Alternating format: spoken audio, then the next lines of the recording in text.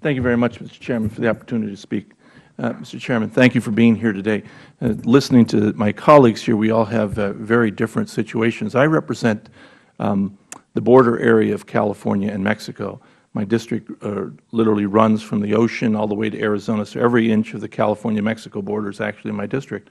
I also have some areas in San Diego and all of Imperial County. One of the things that we've done for years is tried to get banking services in underserved areas and poor areas, and certainly one of those areas is along the border.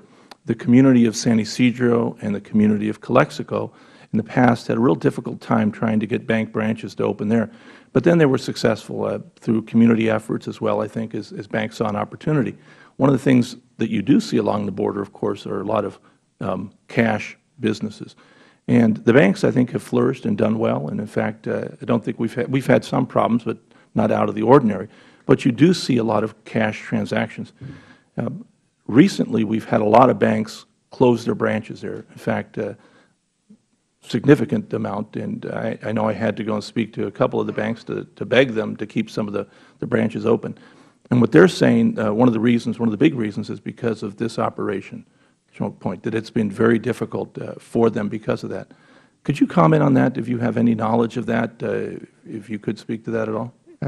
Congressman, I had not heard that particular concern raised for institutions in the area that you describe. We would be glad and frankly would welcome the opportunity to meet with you and your staff to discuss that.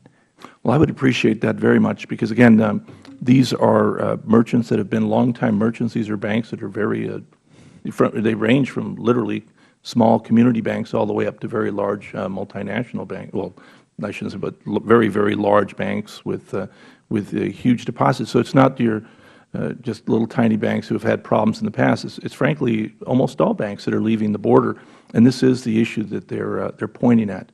So again, I would like to know what is it that you can do when we meet, because that, to me, is a great concern. Again, we've tried for years to bring banks into these areas to bank people, and we've had an opportunity to do that, and it seems like they're all going away now. Thank you. Okay. Well, Mr. Chairman, those really were my questions. And again, very different. Everyone has very different and unique aspects. We don't have marijuana problems. We don't have other issues. But this is a real big problem for us. So I really appreciate you bringing it forward. Thank you.